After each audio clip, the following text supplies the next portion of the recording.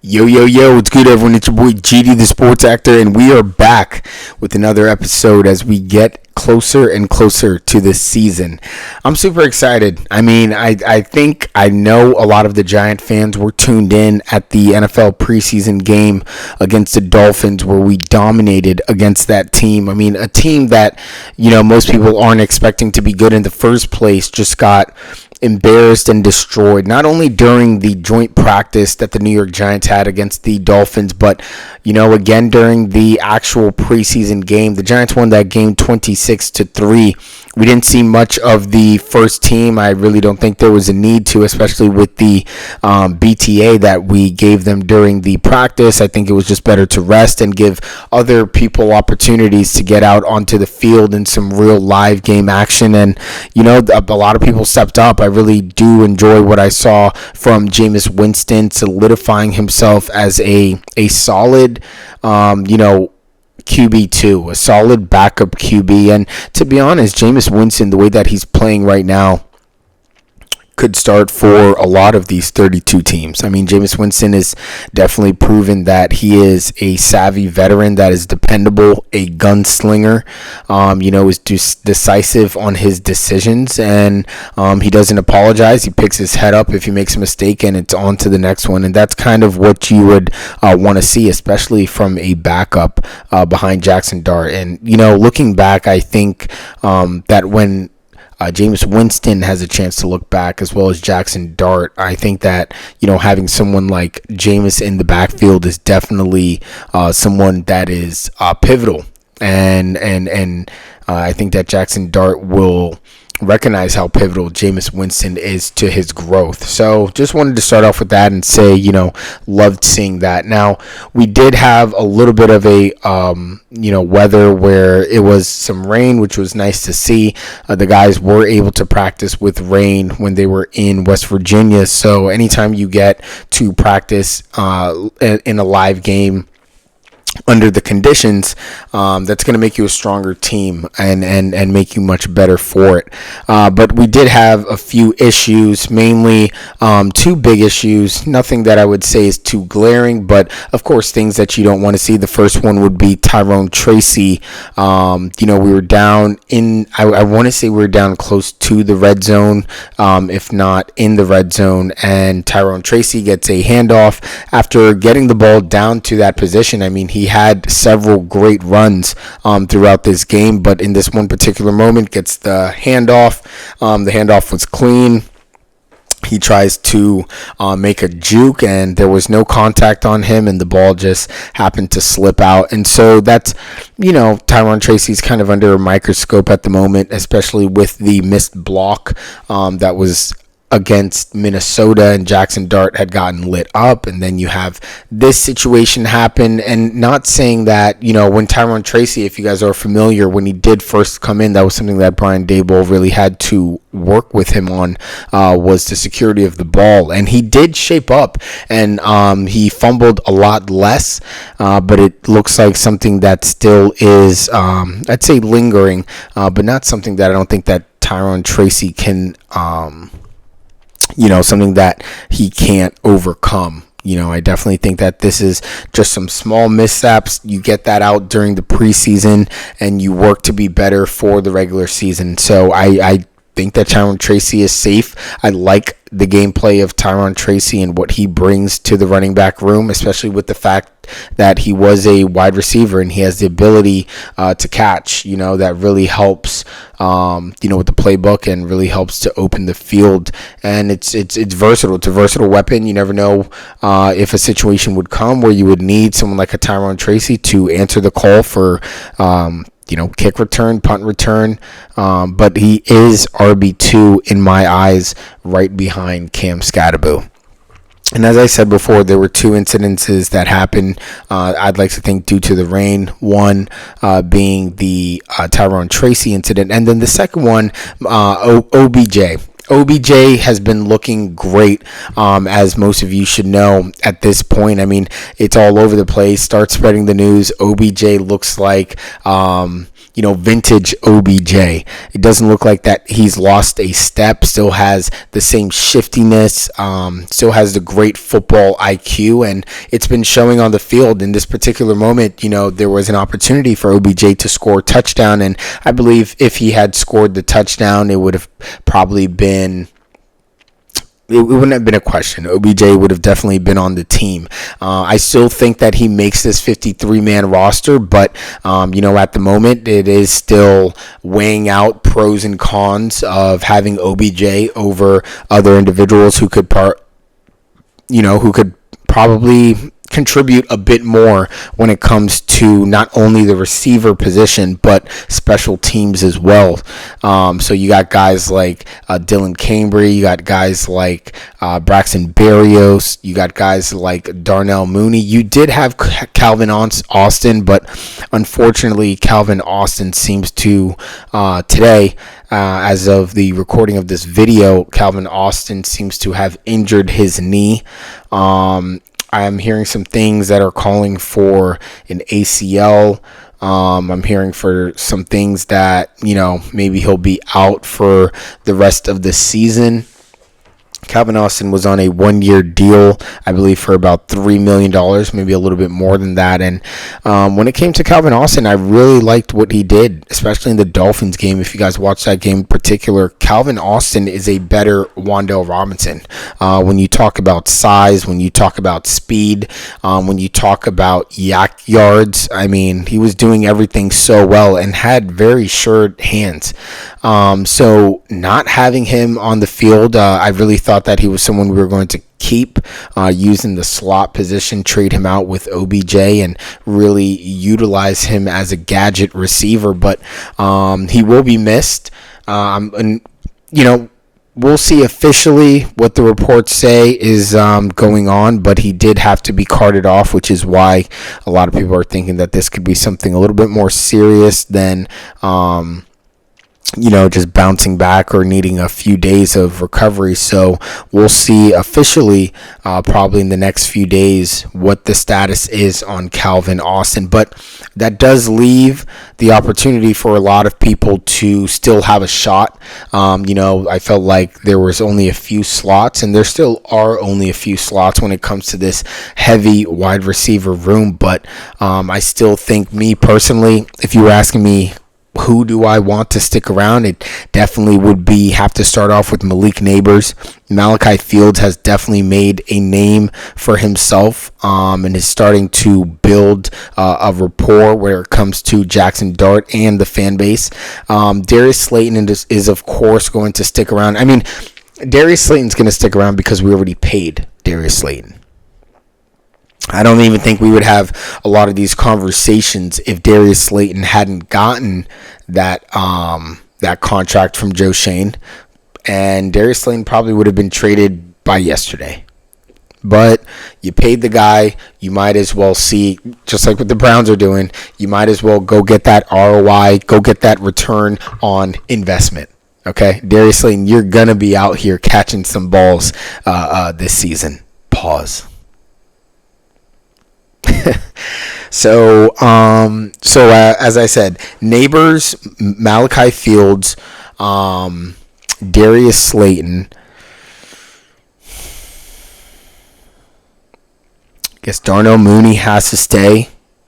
Dylan Cambry was doing some really amazing things in training camp, and I guess you keep Braxton Berrios too. I mean, you have Isaiah Hodgins, but a lot of these other guys, they give you a little bit more, and as I said before, it just sucks. Really thought that Calvin Austin would have been a good fit for this offense and really would have helped when it comes to airing out the ball. So, but we got our boy Jackson Dart, and he's going to air it out with whoever's on the outside, inside, whether it's OBJ or whether it's Lil Jordan Humphrey. It doesn't really matter. Jackson Dart has shown through the first season that he's able to keep up with the best of them, and he doesn't really need too many people to do it with. So this is why I'm super excited to see the New York Giants this season. I mean, the assembly of just everything coming together, and especially at the right time, I think that's what a lot of people are forgetting. I mean, the New York Giants last year, 6 out of the 7 games that they had lost, they were in the lead. They were beating teams by more than just 14 points, 21. The New York Giants were putting points up on the board, and they were running teams and games all the way up until the fourth quarter, where things just imploded. Mostly due to the defense not being able to hold up on their end. Those things have changed. We've beefed up the middle, linebacker unit through Trayvon Edmonds and Arvell Reese, and I really do enjoy watching these guys play.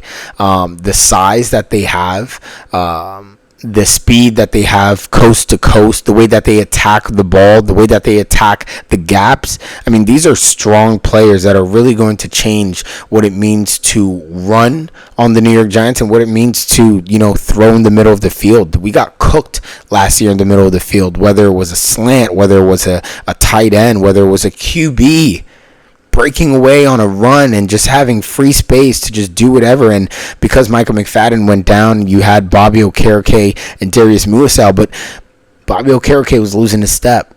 I like Bobby O. Great when it comes to the pass defense, but when it comes to being that thumper, when it comes to being that man with the green dot who's running the middle of the field, Bobby O is not a Fred Warner. He's not a Frank Louvu. And so, he's not a Raekwon Smith. These are some of the guys that I see light up the middle of the field. So super excited to, be able to beef that up. And, we've beefed up the team all across the board, and we've continued to play smart. I truly enjoy watching John Harbaugh come in and play chess alongside with Joe Shane to the rest of the league. I mean, I don't think I've seen this much movement within the New York Giants organization going to, boost up the running back room and grab Najee as an RB4. We'll see what happens with that room. But if we were able to keep all 4 of those guys, I'd love it. I'd love it. Sign me up. Cam Skadby, Tyron Tracy, Devin Singletary, and Najee Harris. I mean, we're running the ball down your throat every single Sunday.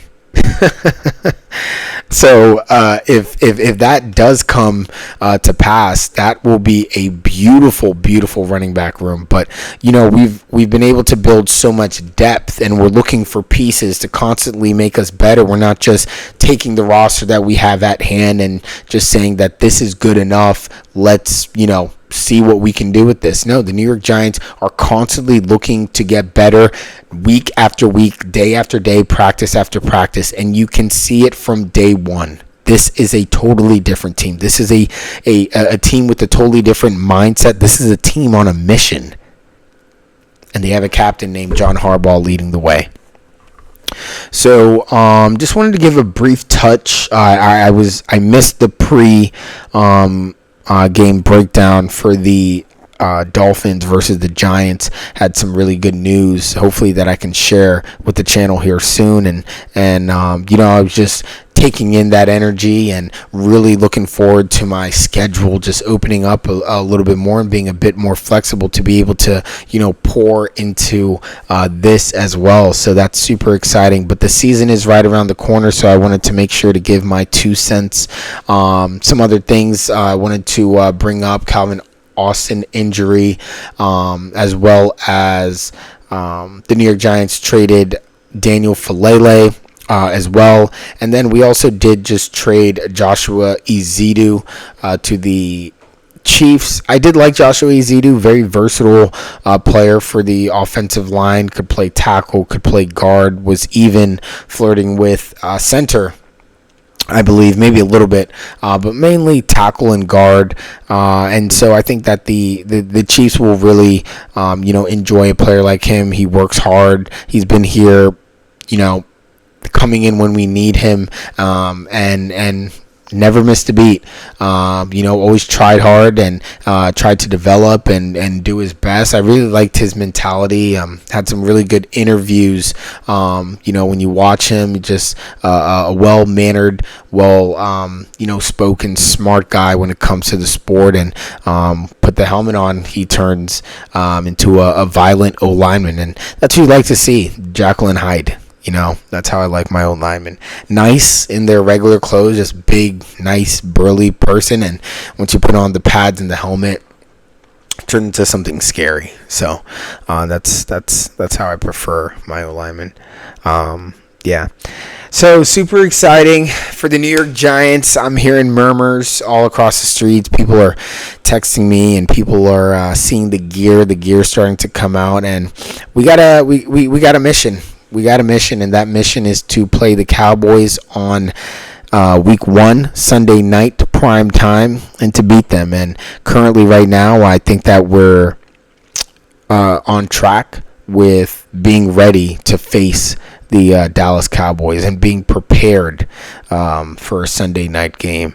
So just like as I said before, I wanted to touch on some of those things. I'll probably give a pregame analysis tomorrow when it comes to the Giants-Jets. Just want to find out who's in, who's not, who we decide to play. Still waiting for that information to see if any of the starters are going to be playing this last preseason game, if Jackson Dart is going to be playing this last preseason game. And you never want the starters or your first team to be injured, especially week 3 before the preseason, and you do have a gap in between, when you're cutting down to your 53 and you still have another week of practice and film to watch. So I know they'll make the best decision. I do think that all reps are good reps, and you're able to get out there and really work against another team, and that's going to benefit you in the long run. But I do understand as you get closer to the season starting, you don't want to risk too much and, risk one of your starters, one of the guys that you're going to need week 1. You don't want to risk them injured. But I do think right now we've trained and we've gotten away from the mentality of being scared to train due to injury, and we've prepared ourselves through heat, through long practices, 2-3 hours, padded practices, back to back to back to back. I mean, this team has gotten geared up, and I'm super excited about that. So wanted to give that, small tidbit. Wanted to make sure that I was keeping up with my videos, and it doesn't matter if you put a video out a little bit later than you had expected. As everyone said out there, and I'll just reiterate, just do. You'll get better with time. You'll figure things out along the way. But at the end of the day, it's just you sharing your passion, sharing a little bit of yourself, a little piece of who you are, and just throwing it out there in the world. And you'd be surprised at how many other people are wanting to find someone that they can connect with on a topic, any topic that you might be interested in. So appreciate you guys. If you've made it this far in the video, comment what you guys think about the New York Giants so far. Comment what you think about this Jets-Giants game that's coming up. Maybe we should put a bet on this game with the Jets. If the New York Giants win this preseason game, Jets got to find somewhere else to play. Okay?